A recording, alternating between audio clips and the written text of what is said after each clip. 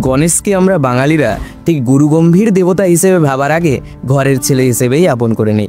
মা দুর্গার নাদুস নদুস শান্তশিষ্ট ছেলেটি আমাদের ব্যবসার হালখাতায় হোক বা নতুন ফ্ল্যাটের দরজায়, সবেতেই তার উপস্থিতি যেন এক মঙ্গলময় ভরসা।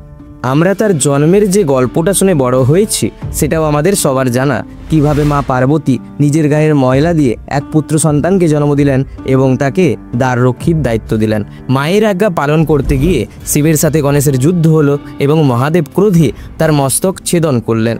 পরে একটি হাতির মাথা জোড়া লাগিয়ে তিনি ফিরে পেলেন নতুন জীবন ও পরিচয়। কিন্তু এই পরিচিত গল্পের বাইরেও এক অন্য ইতিহাস আছে। যখন আমরা ইতিহাসের পাতা উল্টাই তখন এক অন্য আরও জটিল ছবি উঠে আসে। আশ্চর্যের বিষয় হলো আমাদের প্রাচীনতম গ্রন্থ ঋগ্বেদ বা মূল রামায়ণে গণেশ নামের কোনো দেবতার উল্লেখই নেই।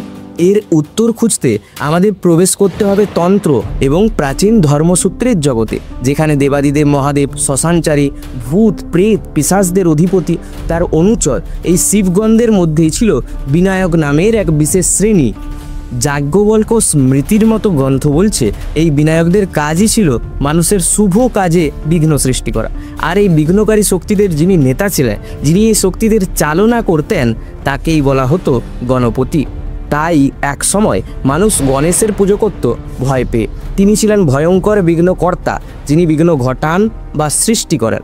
তাহলে এই ভয়ঙ্কর রূপ থেকে আজকের মঙ্গলময় বিঘ্ন হরণকারী গণেশ হয়ে ওঠার যাত্রাপথটা কেমন ছিল?